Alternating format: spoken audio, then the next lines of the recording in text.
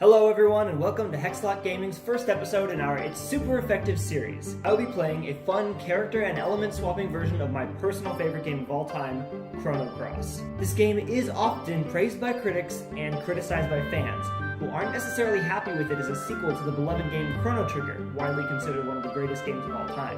However, judging it on its own, I personally think it does so many things right, including the incredible soundtrack, which is really important to me. A full explanation and rules for the run-through will be covered early on in the video, so with that, I hope you enjoy Chrono Cross.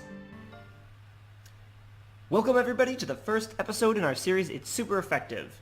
In this series, unlike the not very effective series, HexLocke will be playing games that we are quite familiar with, know a lot about, are good at, and thus will be playing challenge versions of the game. Like Nuzlockes in Pokemon, or randomizers in Zelda or Final Fantasy. Or in this case, I will be playing a fun version of Chrono Cross, where every time you find a new party member, you must immediately put them in your party. And there will be additional rules about element allocation as well, such as always auto-allocating everyone, and every time they get a new slot, reallocating for variety, so that way you never get anyone stuck with the same elements for too long. Especially Surge. He's a permanent party member, so if he gets a good or bad element setup, could be stuck with that for the whole game, and we don't want that. Alright. Starting a new game, I'm going to change my name from Surge to Dyme, because Dymelocke would not fit. And off we go. So the game really throws you right into things. You're at this fort in the middle of nowhere, you have no idea who you or these characters are really. It's always you and Kid, and then another random party member. Different every time. So we got Orla this time. But it's a very brief intro, it really does not matter who you get. I always got to change this setting, by the way, so that we run by default. Much more convenient. Ooh, dang. So see, for this intro sequence, everyone's elements and weapons are already decided, so this obviously does not pertain to the challenge mode. Just the switch you turn off to give this intro sequence some sort of depth. Alright, and that's that. I remember when I played this as a kid, this part would occasionally freeze the game right when the cutscene loaded. Like after you hear this heartbeat behind the door or whatever. So it was always like, cross your fingers. Hopefully we get into this cutscene.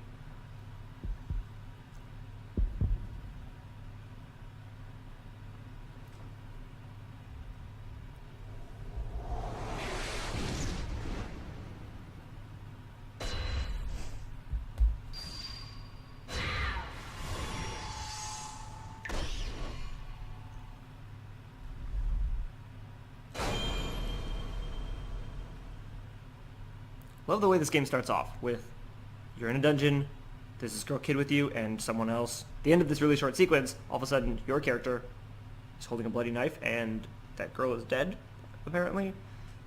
Leaves you with a lot of questions. Of course it was a dream, but still relevant, as you might have guessed. You can look under your bed here for some secret savings. 200 Gs. Oh yeah. No, don't need to rest. Always good to start off the game with a little bit of extra cash, though. Don't need to talk to your mom or your cat. It's a cat's plural. You can pick a frame somewhere here. Ah, there we go. I found a new frame. Let's spend our hard-earned secret savings as well. Show me your elements. Just picking up the essentials. Ooh, what's this over here? Huh? Ivory helmet.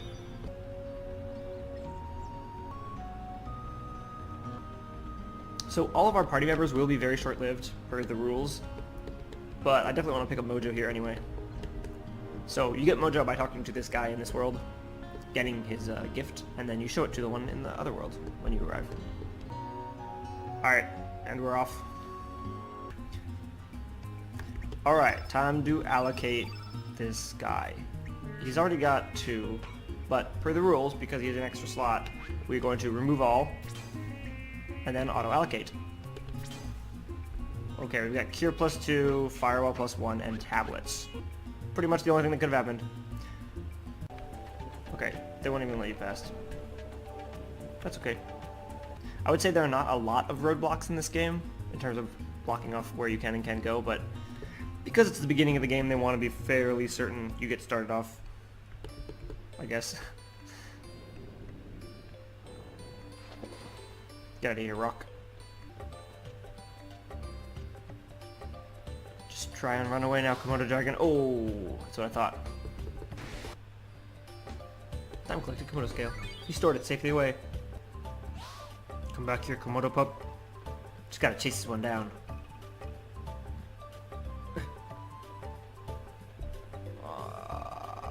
Nice. Gotta get him on those turns. He takes them too slowly. Komodo Dragon's gotta learn how to drift. Another Komodo scale. So this hole is actually kind of hard to see for most people, especially new players. A lot of things in this game that you can interact with are not differentiated from the environment. Like this chest, see? It's all pixelated. Oh, obviously a chest. But some things like that hole are not. Are you gonna be like this? Yeah, he's gonna be like this. Can you move, Peach Bum, please? I don't want to slay you, but I need that chest. So this chest is really worth picking up because, oops, although there's a lot of not very useful items here. This one is a silver loop, which increases your accuracy. It's an accessory. And it'll be good for quite some time. Any day now, chest. Thank you.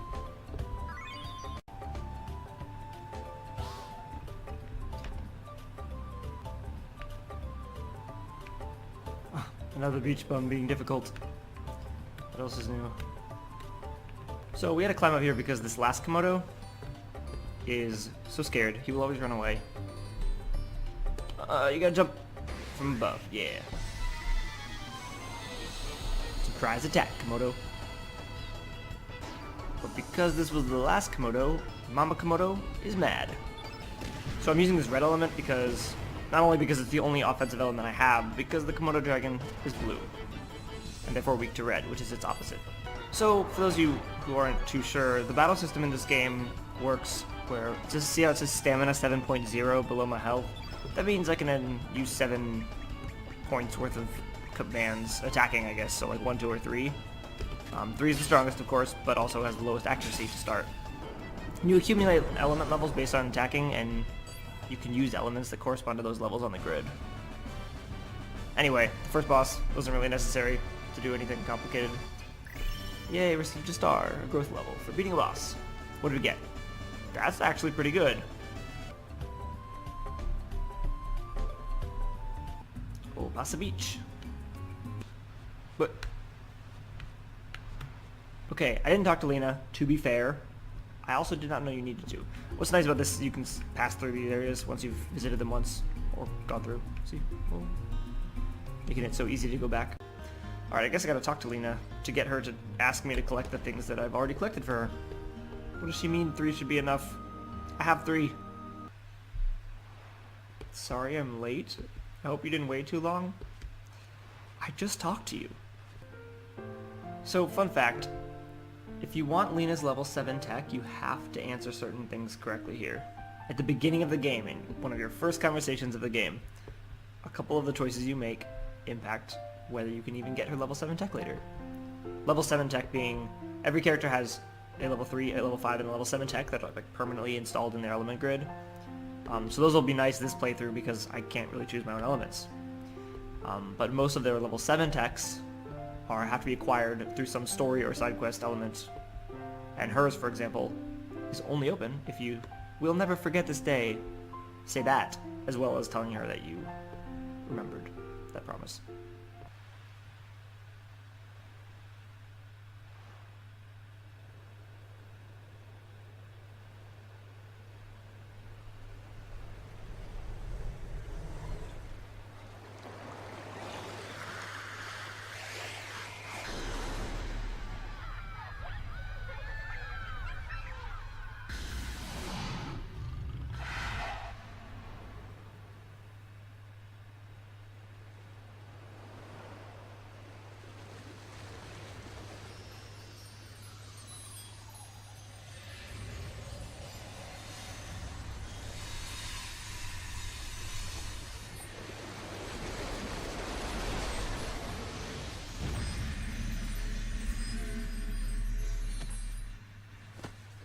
Where's Lena?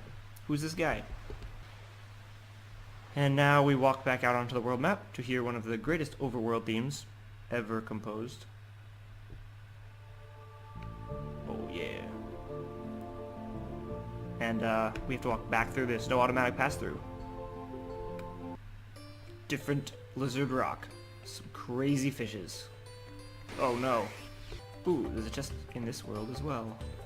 Huh. Thanks for cooperating, fish. It gave me a weird look, but this time the Komodo dragon tried to jump on me. No, he's being difficult now. Hey, Hey, HP, strength, and res. That was a mini level. So mini levels are these things that you can get once per growth level, and you might get like random stat boosts after battles per growth level, but then you get one big set of like actual non-HP stats per growth level. So while you can't grind in this game at all, you can't just fight monsters and level up, you can try to make sure that you get your mini level every level. And that's the way you can eke out every little stat bonus possible for your characters. Are you new to this region? But I'm from here. Does no one know me? Who are you? Immediate confusion for new players. This would be so traumatizing for him, for all of a sudden everyone he's known his whole life to forget about him, seemingly. That boy died. He drowned. That's me, though. His name was Dime. I'm Dime. That's nonsense. Does lady have a frame in her cart as well? I thought there was something here. Dime found a rainbow shell. I'm sorry, but that's not for sale. Can I interest you in something else? Yeah, rainbow shells are very, very rare. You could eventually get that when she's not here, but... Cape Howell. So here we are at Cape Howell, trying to visit our own gravesite. Remove all. Auto-allocate. Tablet. Electrojolt. Fireball. Some writing on the tombstone. Rest in peace. Our beloved Dime died age 7. So Dime is 17, and boy died 10 years ago when he was 7.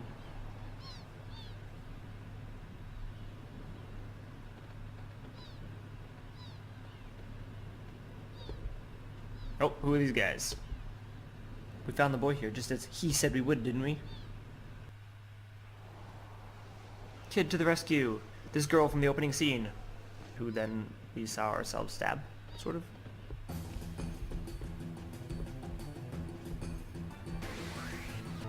Alright, boss fight number 2. Let's take out one of these guys first. Alright, let's see elements. Fireball, Electrojolt. I'm gonna Electrojolt on Karsh, because he's green innate, which means he's weak to yellow, which is the opposite of that. So red is opposite blue, green is opposite yellow, and black is opposite white. His innate element color attribute is white. So they're gonna attack me with black, but he doesn't have any. Every fight with Salt and Pepper in it is sort of like a tutorial to some extent. They always teach you a new aspect about elements of fighting. Got a little bit of stamina back. Let's go for a big hit. Hey, Salt down.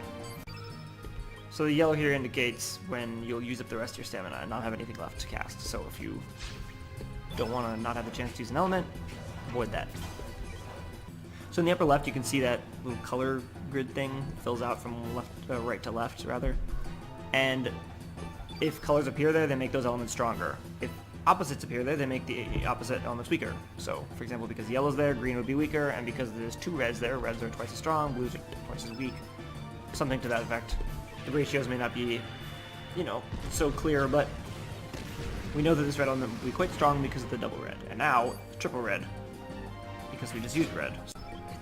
Don't have any reds left for Surge, unfortunately. Not counting things like tablets, which heal. Those might even heal more, but it's not helpful in this situation. Kid, though, I bet she's got a red element. Oh, doesn't need it. Karsh down. Another growth level. Not bad. Even better. So, usually when I play through this, I give her a very spoilery name. Like her name, but... Or, not really. I don't know. It's complicated, but either way. Let's just leave it, kid, for now. Another turning point here. If you say travel together, she joins your party. If you refuse, and then refuse again, and then refuse a 3rd time, she won't join your party, which means Lena will, and therefore Poshul will as well. Her dog thing. Because I'm playing the game where every party member will replace the oldest party member, I don't really see a point in getting Lena and Poshul and then immediately getting Mojo to replace one of those two. Probably Lena, and then I'm stuck with Poshul. So I'm just going to have Kid join my party, so I can get Mojo to become the third party member for now. But if you want Lena in your party, you should say no there. The next morning. Did she stay the night here? Interesting. Oh hey, teleporter. Thanks, Kid. What's up? Komodo dragon? What you doing here, man? It's my island. He offers to let you rest. Man. Who's this Komodo dragon that can talk? Why has he got such an attitude? What are you doing in my house? I guess we just stay there on the good graces of that Komodo dragon. But it's also some dude's house. You can switch who you control with select. I'm gonna be Kid. So now, I can show the shark tooth to this guy. Dime just straight up tells him that there's a him in another universe that caught that shark. And then when you try to leave, boogum! Hold on a second there. What was that? Love is always in the air. It's just that no one notices. I'm lucky. It's crazy that Mojo waited so long to give this guy that advice.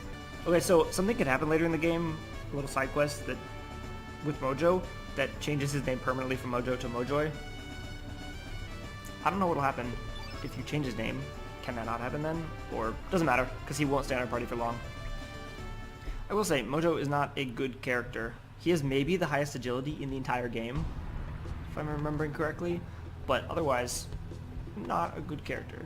I do love the creativity of some of the characters in this game. Like, we're just a voodoo doll with a giant nail through us, and candles on our head, but no big deal.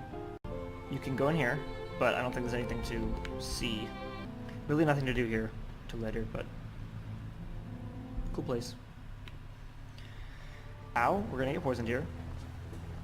So this is totally unnecessary for now. I just want to get this toxic suit prevention thing.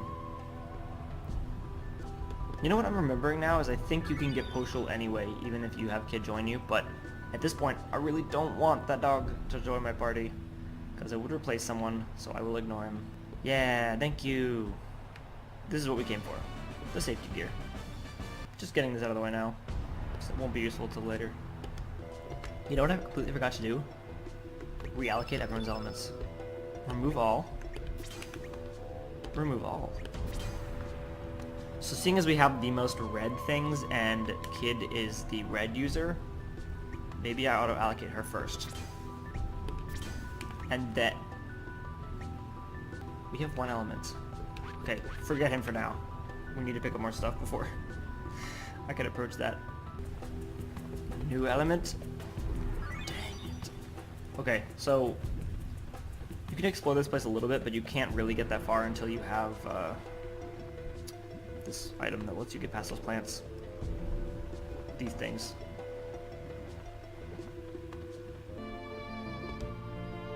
Fossil Valley. We are investigating a supernatural phenomenon out there. It's off limits to the, hey, are you the exorcist we sent for? Yes, we are. This allows you to start another character side quest who is quite a good character from like a creativity, humor standpoint, but not a useful character combat-wise. Introducing Skelly. Yep, he's a clown skull. Nyak nyak nyak. He relates to us because we're also a ghost, quote-unquote.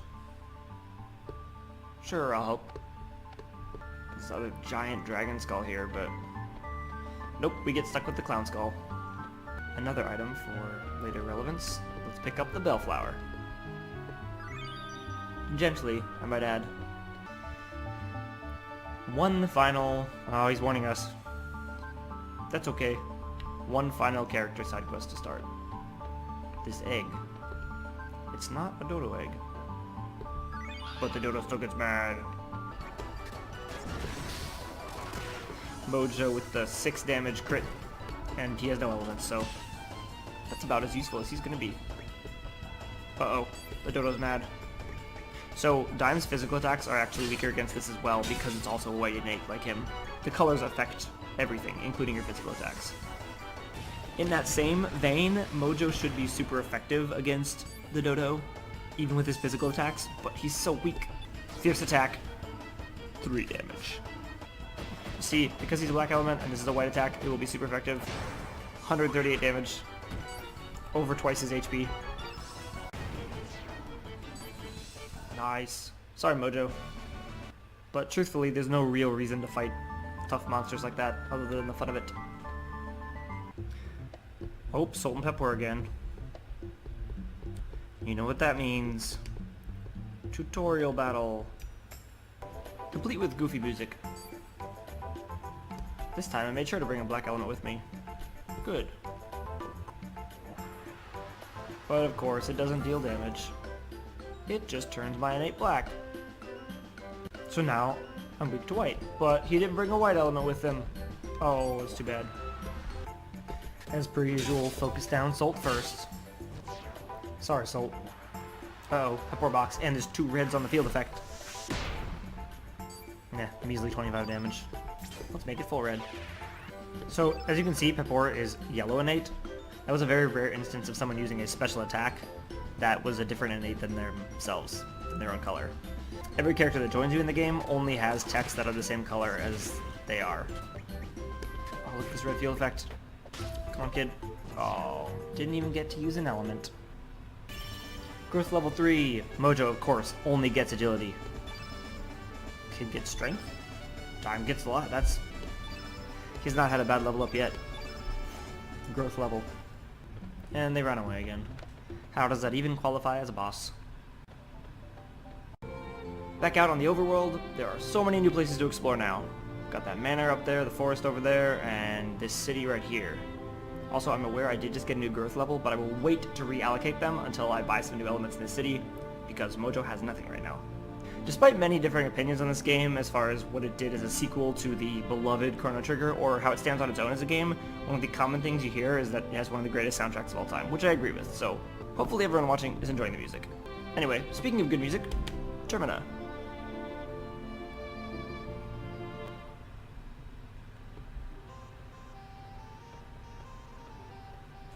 First things first, Lisa's for some elements.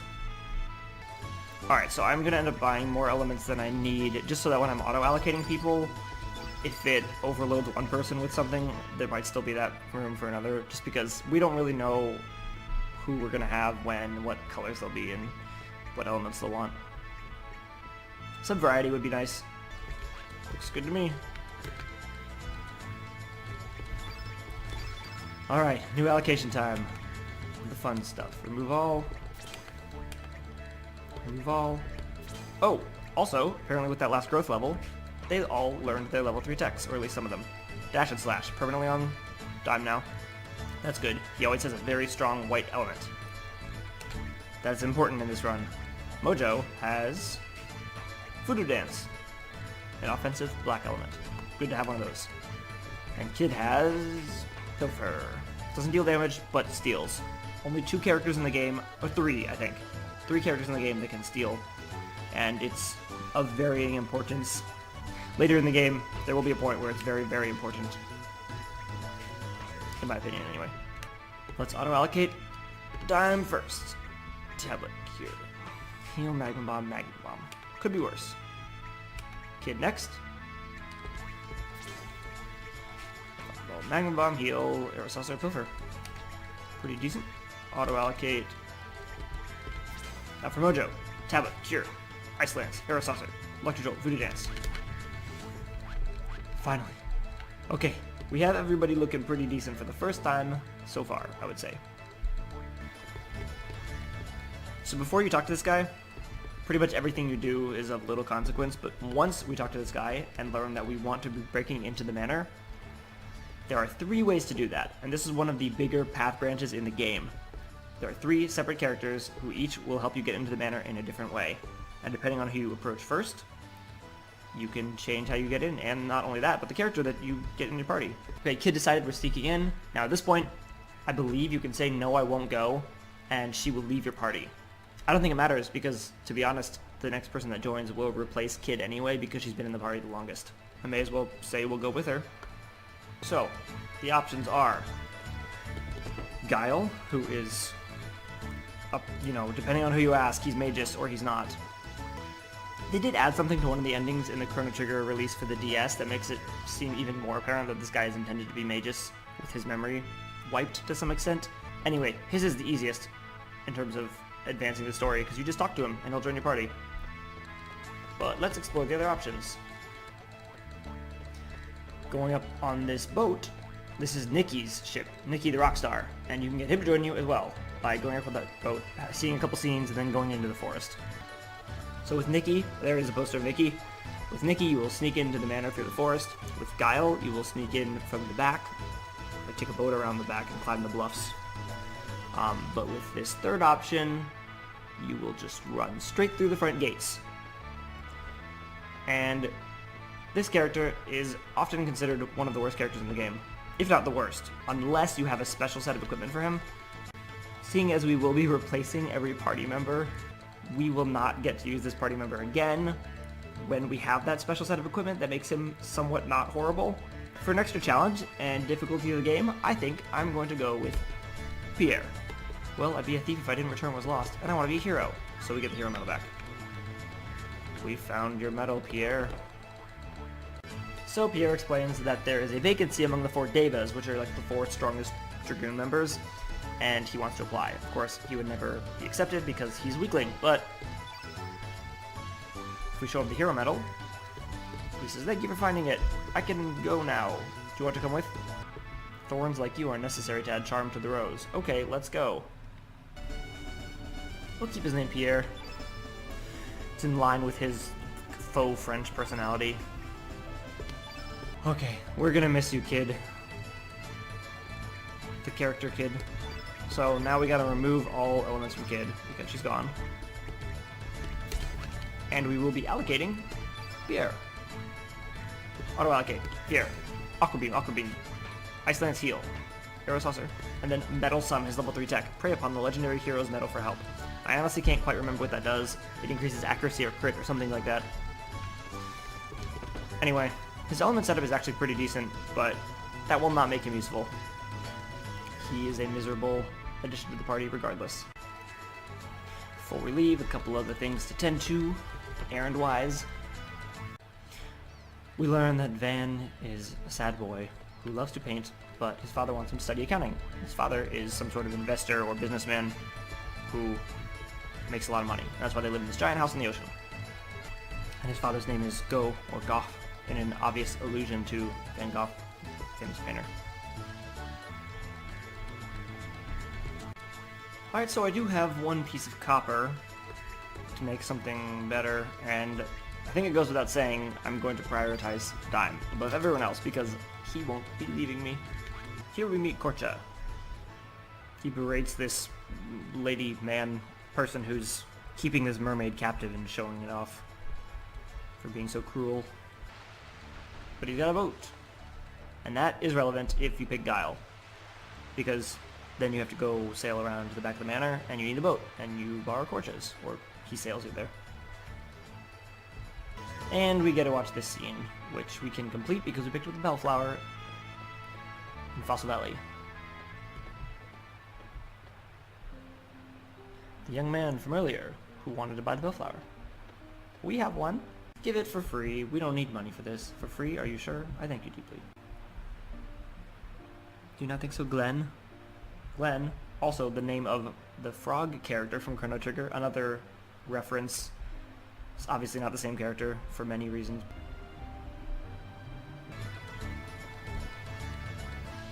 May as well say hi to... Oh, Greco's not here. Never mind. Greco's out on an errand, but his weights are here. Time to get swole here. It's now or never. Oh, getting buff. Nah, too much work for him. I'm out. Alright, and as we're about to attempt Viper Manor, I think this is a good stopping spot for the first episode. Thank you all so much for watching and joining me in playing through my favorite game of all time in this fun party member switching element allocating mode. And with that, I'll see you next time when we attempt to get through this somewhat elaborate manner with this poor excuse of a party.